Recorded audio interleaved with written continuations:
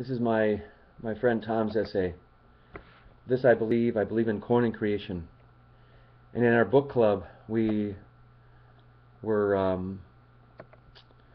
urged to write an essay on what we believe and then sort of our deepest beliefs.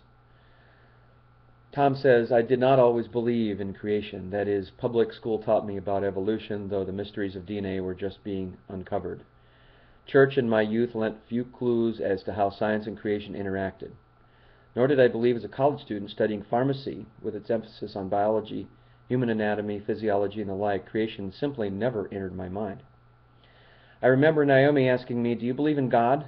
Well, she was the one who asked me to marry her. Well, I asked her to marry me after our first date.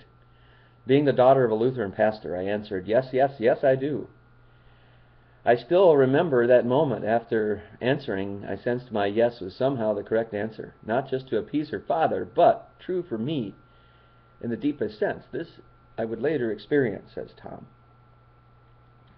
Well, we married, and as my Christian roots took hold, the scientist within me sought the truth of those first words in the Bible. In the beginning, God created the heavens and the earth. He created man, male and female. He created them and everything else in creation. Yet always in the shadows stood Darwin's theory of evolution, a controversial yet remarkable work at the time written, which essentially says all of life is created from small changes over millions of years of time. By natural selection, the strong survive, the weak do not. Given enough small changes and survivals over enough time, everything in life can be explained in this manner.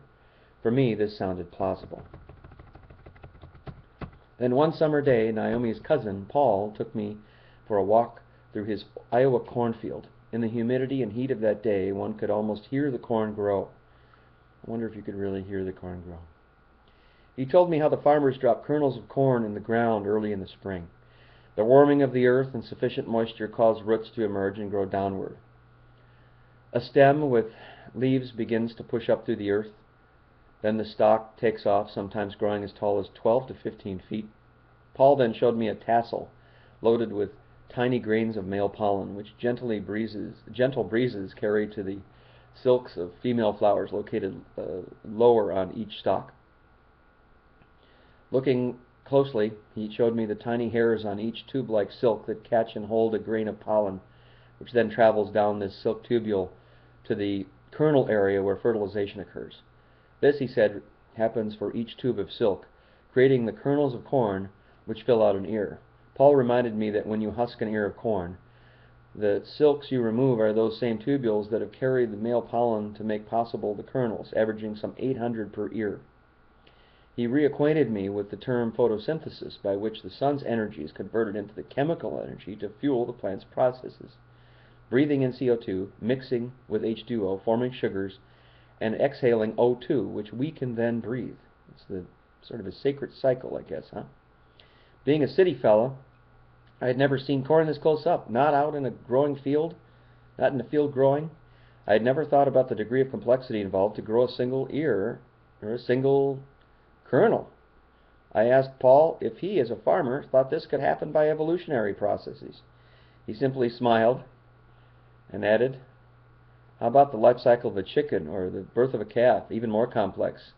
Tom, he looked at me. What do you believe, Tom? I had to think. How could this process for growing an ear of corn have evolved over millions of years? How about those honeybees and their intricate life cycle? Or salmon somehow remembering to return to the same river from which they were spawned years earlier, to spawn again and repeat the cycle? Or the miraculous transformation of butterflies from caterpillars, or human beings, male and female, so much more complex, the intricacies of a single cell, the DNA within each of the trillion cells making up our bodies, tissues, organs, nerves, the blood, the brain, the thinking, finally the miracle of reproduction. My conclusion, life is far too complex to have happened spontaneously over however many millions of years one chooses. Rock, soil, and fossils may be that old, but they have minimal complexity and structure.